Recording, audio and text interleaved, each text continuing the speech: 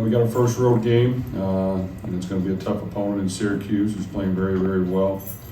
I think that right now they're playing very good complementary football. Defense is playing at a high level. Offense is being very efficient, scoring points, taking care of the ball, creating big plays, not beating themselves, and that equals wins. So we'll have our hands full, and it'll be the first test for our team on the road. So we're going to have a good week of practice, prepare well.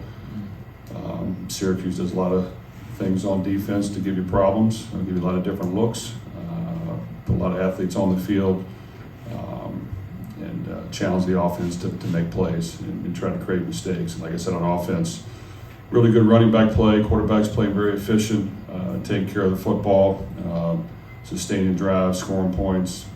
So we're going to have to really play well in all facets of the game in order to get a win. Go ahead, Mike. What strikes you about their running back? I think it's Murphy, and then their quarterback, Schrader. Well, the running back, you can tell, he's played a lot of football. He's got good instincts. He's really good with the ball in his hands. He can catch out of the backfield. He can run it. He's tough. And like I said, the experience factor shows up when you watch him play. He just knows how to make a move, make a cut, and get yards. Quarterback really is fitting in well in what they're doing, take care of the football, get easy completions, find ways to get on the outside. He's a good runner himself, so that creates problems when the quarterback is athletic and can throw and run. Any different challenges of playing in the dome? Well, I don't know. I know I've coached and played there years ago, but the noise is always going to be a factor. You've got to make sure that visually you can see the ball, which I don't think would be a problem. But I've heard a few things here and there, but I really just think that the noise aspect for cadences and making sure that we don't have many penalties that are costly, that shouldn't happen, but can happen in a loud situation. So that's something we've got to work all week and make sure we're prepared for that. Aiden and Charlie have gotten off to a good start, good chemistry there. What's the next step for those two? Well, I think those two have proven that they can make big plays. They're a big part of the offense. Just being consistent all year is going to be the key for them, and staying healthy. I think in order for us to continue to improve, we've got to get more and more guys involved and make sure that numerous guys can step up and make plays in key situations. And you'd love for another receiver to break through in a game and have over 100 yards receiving or something similar to that, which I think they're working hard. So we just got to continue to work through it and get guys as healthy as we can and go out there and try to help them make more plays. Now that Sanusi's taken on a bigger role, what more do you need from him? Well, Sanusi, like I said a couple weeks ago, really loves football. He loves to compete. He can hit you. He'll strike you. He's not afraid to tackle. I think, understanding the scheme, being in the right place at the right time, being solid in the passing game, it's going to be very important. But as far as, playing football and hitting people and having no fear, he definitely has that. This is somebody who had off-season surgery, and that really isn't 100%, but plays his tail off, and he practices hard every day as well. Are you starting to see one or two of your defensive linemen emerge as maybe that guy that you count on to create some pressure in the backfield? Well, we got to continue to work through that. I think Branson Dean has the most experience. Had a pretty good game the last game, so he's got to continue to make plays for us. Jack Sullivan was able to make some plays as well. Kydron Jenkins has been a strong point guard defense. He's solid on that weak side of the defensive line, so anytime he can create some big plays will help. And then I think Scotty Humpage probably wasn't his best game the last game, but he's showing signs he needs to emerge as a playmaker for us. And then we've got Nick Carraway's a bright young prospect that I think there's just the more he understands, the more he plays, that the better he can be. Just a couple injury updates. I know it's early, but Brock, kind of his status as you start the week. I think the status, those guys are about the same. So Brock is just going to be somebody that we're going to have to just manage all year and hope that he gets healthy. He did the first game kind of, re-injured his knee a little bit, and that's what he kind of worked through. He wasn't able to really go the last game. He played a few plays, had to take himself out. So hopefully that can get better this week. And Rashawn Rice is getting healthier, and he was able to play. Sabisi, we'll see. I won't be able to tell that till later in the week. Jeff, I believe the very first game you coached, as a head coach, very first game Dino ever coached, you guys faced off. Do you remember that in 2014? Yes, I do vividly. Any recollections of maybe the game and maybe the type of coach Dino is?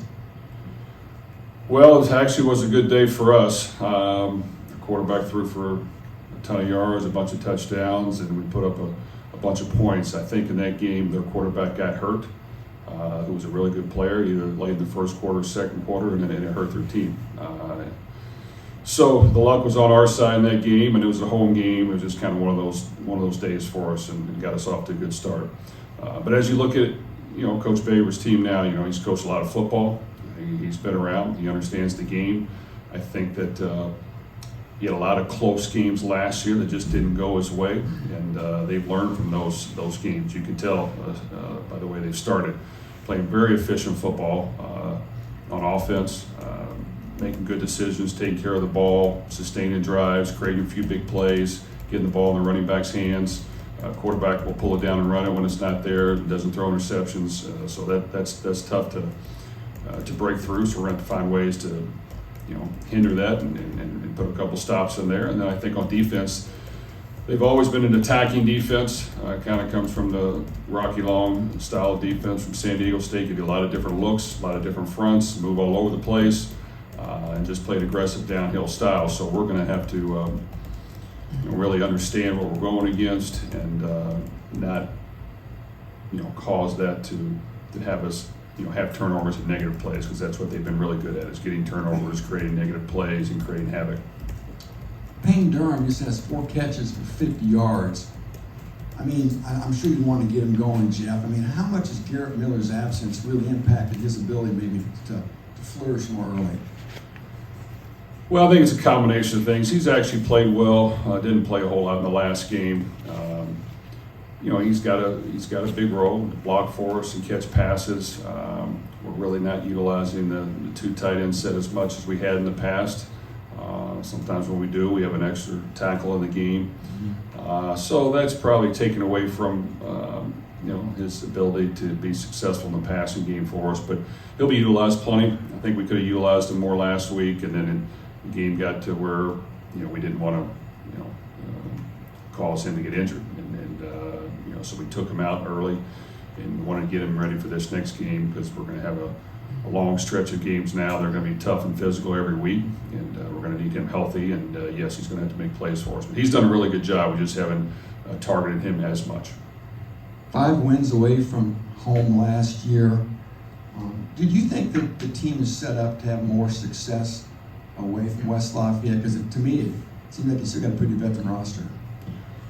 Well, I think last year was just one of those years where, when your backs are against the wall, which a lot of times they're going to be when you play in this conference, because every week's going to be a tough matchup. You just got to find ways to win, and I think we had a couple opportunities on the road where we had to step up and find ways to get a win, and we did. So that was huge for us. It gained confidence. It helped our team move forward. We adjusted as the season went on, got a little better, I thought, throughout the year, and that was important. But I think when you just go on the road, you got to understand that you got to really be sharp. You can't beat yourselves. You've got to figure out a way to gain momentum early and take their crowd out of the game. And if you can do those things, which we were able to do against Nebraska and Iowa, you give yourself a chance. Now, if you're playing behind the 8 ball, it's going to be a long day, and that's what can happen here in the Dome. Is if they get the place rocking and they're up early, it's tough to overcome. So that's what we're going to have to figure out a way to create big plays, but also be efficient early on and keep this game close.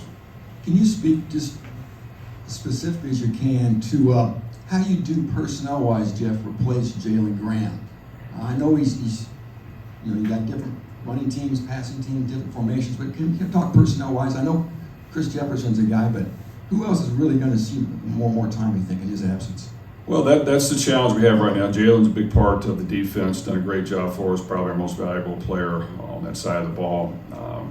And you're able to kind of play a lot of different personnel sets with him in there because he's a big athletic body that can play the run and play the pass. So right now, we don't quite have that type of body, so we've got to have a couple different ways to use that position versus teams that spread it out versus certain personnels that most likely will throw the ball, which I think we have some okay answers for that I think will help us and get better, that we were able to use in the last game. Now when we face running sets and personnels and have to get bigger, that's where we've got to have a good plan to whether it's moving Jacob Wahlberg over to that same position, possibly Big Crowd, or even Samizi if he's healthy. But right now, just getting him back healthy will probably eliminate him from that position. But that's going to be the key is clogging things up in the run game with a bigger body. Was Ben Freehill, did he get hurt? Ben Freehill?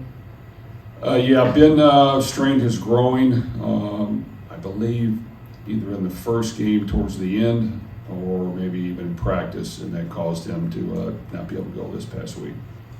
Should we all still be excited about Devin Mockabee? You think he's got a role moving forward? I think so. Devin has shown this to us more than just his past game. He had a really good fall camp. He made some really good runs. He's got some elusiveness to him. He's got some speed. He's got just some natural ability to make guys miss. Sometimes when you haven't seen the game yet, you don't know for sure if it's going to carry over against real live opponents. And then, of course, as our schedule continues to get tougher and tougher, starting this week with a very tough opponent, we'll see how his talent stacks up. But he will definitely be in the mix and will be in the rotation. Will play football for us. Yeah, Jeff, obviously you talked a little bit already about Charlie Jones' his first couple games, and I guess some of the other guys that are going to need to step up aside from him in the passing game. But as teams, I guess, continue to kind of key in on him maybe moving forward, what kind of things are you hoping are going to open up here for your offense? Well, I think the ability to throw the football to Payne Durham has always beneficial. Worked in between the hashes. We got to make sure we utilize that. And you'd love for Tyrone Tracy, TJ Sheffield to emerge as playmakers for you and be consistent, and where you can utilize those guys. Bashawn Rice, when he's healthy, can do a good job. We feel like, but he's got to be healthy and be able to go full speed. That's kind of been the key with him. Sometimes when he's not healthy, we need him to go full speed. Deion Burks has some speed that we've got to figure out ways to get him the ball as well. And then there's some others that are right, on the cusp of going in also. But if Brock is fully healthy, that would help. Tyrone Tracy obviously he got some touches early against Indiana State due to just the game script in general. What are the challenges, I guess, in balancing his opportunities in terms of design plays and just having it on the field for different things in the passing game, route tree, things like that? Well, I think with Tyrone, the key is getting him so many touches a game, and whether that's at receiver, at the running back position, I think he's a unique type of player that has talent at both, and his strength is not necessarily just running vertical routes and getting open, even though he does a very good job. His strength is let's get the ball in his hand and let him go make some plays, because he will run hard. He's got some elusiveness to him as well when the ball's in his hands. He's got some strength to him. So we just want to make sure we can utilize him all over the field and find ways to get it in his hands quick. And if we got to throw it to him deep, that's fine. But I just think making sure he gets his touches is going to be important. Obviously, a short day for King Drew this past week. He gets to the end zone for the third time in the red zone. And then you get an extended look at Dylan Downing and Kobe Lewis behind him. Where do you, I guess, King and Dylan need to continue to move forward in this rushing attack, and how can Kobe Lewis continue to maybe find a role and provide some more depth at that position? I think King has been consistent. He had a little calf injury this past week that we had to kind of nurse through, but he did a good job. Didn't get a whole lot of reps after the first couple of series. Dylan Dowling definitely has done a really good job for us. He's improved a great deal from last year. We feel like he has a great grasp of our offense. He's lost weight, he's gained speed, he runs hard, he's got good hands, and he just kind of understands what we're doing. Kobe Lewis will continue to improve. You know, he's got good ability. It just hasn't been in the system very long, so there's some things that just don't. He has some indecisiveness at times just because he hasn't been here very long, but he'll work through that. So I feel like we've improved at that position, and we're going to need to utilize, you know, all 3, 4, or 5 of those guys that I mentioned throughout the year, and that's going to be important. So it's good that we have capable running backs that we are feeling more comfortable with every week. When you took Charlie this summer, did you know he could be this kind of wide receiver for you? And if so, how? Because obviously there wasn't a whole lot of tape in terms of him being used the way that you were going to use him. Well, fortunately for us, when we found out that you know, Charlie was leaving Iowa, you know, his biggest advocate was Aiden O'Connell. So trusting what Aiden knew about Charlie was the best information we had, and Aiden came through on what he said, because it wasn't like we were extremely smart and knowledgeable on the situation. You know, we had watched some quick video of Charlie and his punt returns. He was really good on special teams, but there wasn't a whole lot of video of him at receiver, but a few catches here and there. But you know, Aiden has a history with him. I guess maybe had trained with him before and grew up around him and just kind of knew him very well. So we trusted you know, Aiden's past history with him, and really didn't get him here till late. So you know, it's not like we got a great look at him in spring. Really didn't get him here till late in the summer, and you know, he's come in and done a really good job. Kind of getting to clear your sideline after halftime the other day. Did any of those guys you got in the game do anything to help themselves move forward in case you need them from here on out? Guys who ordinarily probably wouldn't have, you know, played in the game or anything like that.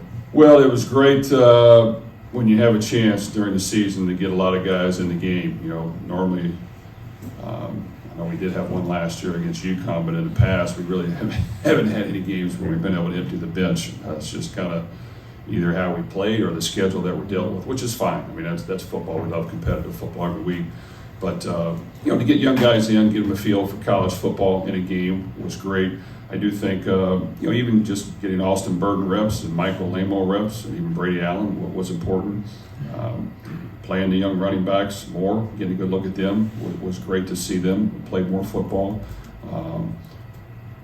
You know, getting some young offensive linemen in was good. You know, they still have a ways to go, but they got to play, and that was great to see.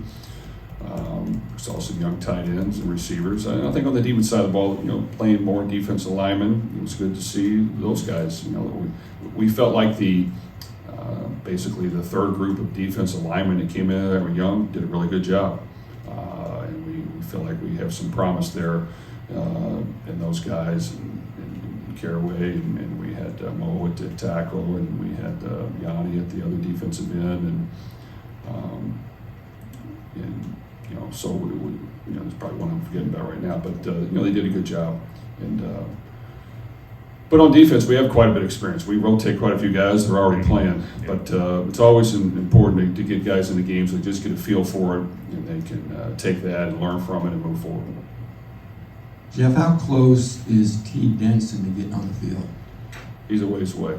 Unfortunately, you know, he had a double sports hernia, not just one but two, and you know, recovery has gone okay, but there was just some scar tissue that was bothering that he had to kind of, you know, get that worked on as well. So it's just I'm not for sure when that one will happen. I believe Syracuse defense, they played a 3-3-5 kind of alignment there. What are the challenges from the passing game standpoint to find the openings in the secondary? Well, that's the issue. Their defense presents a lot of problems because it's unique, It can have 3 guys on the line of scrimmage and a bunch of guys playing at different levels and a bunch of guys attacking and blitzing from all over, and just gives you a lot of looks. And I think if you look at the history of that defense and where it originated from, they've always given people problems, and that's going to be a challenge for us. You've got to be able to see things after the snap. You got to be able to see moving parts. You got to be able to block moving bodies. They're not just going to be a traditional front and look that you can work against every week. You're going to have to work against what you've seen, but they have a lot of movement out of it, and that normally presents problems for offenses in general, especially offensive linemen. So, yes, it is a challenge, and you've just got to find a way to